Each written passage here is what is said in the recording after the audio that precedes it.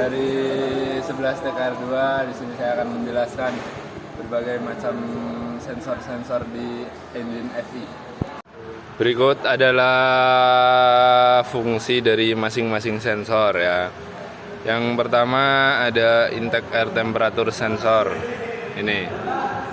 Ya, intake temperature sensor ini mengukur suhu udara yang masuk ke dalam mesin, membantu ECU engine control unit untuk mengatur campuran bahan bakar dan udara yang optimal.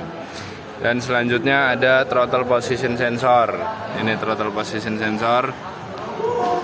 Throttle position sensor atau TPS mengukur posisi throttle, katup gas dan mengirim sinyal ke ECU untuk mengatur jumlah bahan bakar.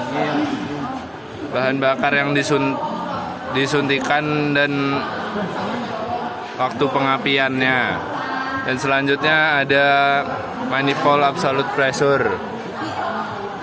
Ini manifold absolute pressure yang fungsinya mengukur tekanan udara di dalam intake manifold, membantu ECU untuk mengatur jumlah bahan bakar yang disuntikan dan waktu pengapian. Selanjutnya ada idle speed control. Ini idle speed control. Idle speed control ini ISC, fungsinya mengatur kecepatan idle mesin dengan mengontrol jumlah udara yang masuk ke dalam mesin saat throttle ditutup. Yang kelima ada full injector. Ini injektor yang fungsinya menyuntikkan bahan bakar ke dalam intake manifold atau langsung ke dalam silinder mesin berdasarkan sinyal dari ECU. Selanjutnya ada camshaft. Nah, ini camshaft position sensor. Camshaft position sensor ini fungsinya untuk mengukur posisi camshaft dan mengirim sinyal ke ECU untuk mengukur waktu pengapian dan injeksi bahan bakar. Selanjutnya setelah camshaft ada ignition coil.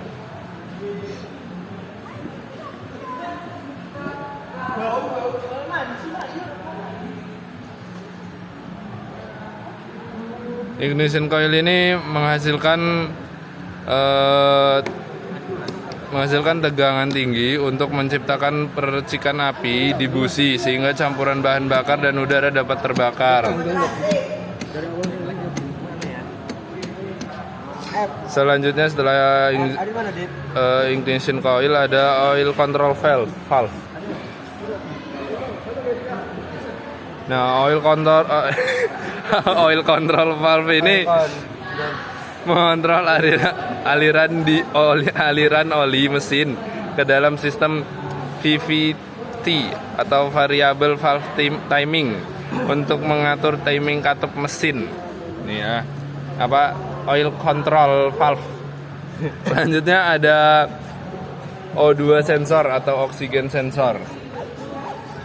Nah, oksigen sensor ini mengukur kadar oksigen di dalam gas buang, membantu ECU untuk mengatur campuran bahan bakar dan udara yang optimal. Ini optimal. Setelah itu ada knocking sensor. Knocking sensor. Knocking sensor adalah fungsinya mendeteksi getaran abnormal pada mesin yang disebabkan oleh knocking atau pinging, membantu ECU untuk mengatur waktu pengapian dan mencegah kerusakan mesin. Ini pemirsa, ini loh, nggak jelas. Setelah itu ada water temperature sensor atau WTS. Selanjutnya ada water temperature sensor ya. Water temperature sensor ini berfungsi untuk mengukur suhu cairan pendingin mesin, membantu ECU untuk mengatur campuran bahan bakar dan udara yang optimal serta mengatur sistem pendingin mesin. Selanjutnya ada crankshaft position sensor. Crankshaft position ini fungsinya mengukur posisi crankshaft dan mengirimkan sinyal ke ECU untuk mengatur waktu pengapian. Untuk mengukur waktu pengapian dan injeksi bahan bakar serta mengatur kinerja mesin secara keseluruhan. Oke, baik, selanjutnya di sini ada pertama fan motor ya. Fan motor ini yang dimaksud menggerakkan kipas pendingin untuk menurunkan suhu mesin, dan radiator membantu menjaga suhu mesin dalam batas normal. Selanjutnya ada fan motor relay, mengontrol kipas pendingin dengan mengaktifkan atau menonaktifkan fan motor berdasarkan sinyal dari ECU atau termostat, sehingga kipas pendingin hanya bekerja saat diperlukan. Selanjutnya ada EV relay. Ini EV relay mengaktifkan atau menonaktifkan sistem EV (Electronic Fuel Injection) dengan mengontrol aliran listrik ke komponen-komponen EV seperti injektor dan pompa bahan bakar.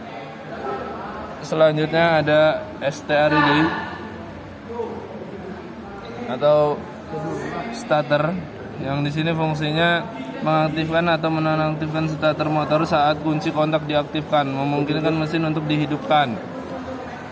Selanjutnya ada FP relay. Ini FP relay ini mengaktifkan atau menonaktifkan pompa bahan bakar, memastikan bahwa pompa bahan bakar hanya bekerja saat mesin dihidupkan. Selanjutnya ada BATT fuse, melindungi sirkuit listrik dari kerusakan akibat arus listrik yang berlebihan. Selanjutnya ada STA fuse, melindungi sirkuit starter motor dari kerusakan akibat arus listrik yang berlebihan. Terus ada FV fuse. FV fuse ini melindungi sirkuit FV dari kerusakan akibat arus listrik yang berlebihan, memastikan bahwa sistem FV tetap aman dan berfungsi dengan baik. Selanjutnya ada IG fuse. Sekian penjelasan tentang sistem dan sensor-sensor FV. Kurang lebih yang mohon maaf. Wabillahi taufiq wal hidayah. Wassalamualaikum warahmatullahi wabarakatuh. Thank you, everyone! Thank you, Elmar! Boom!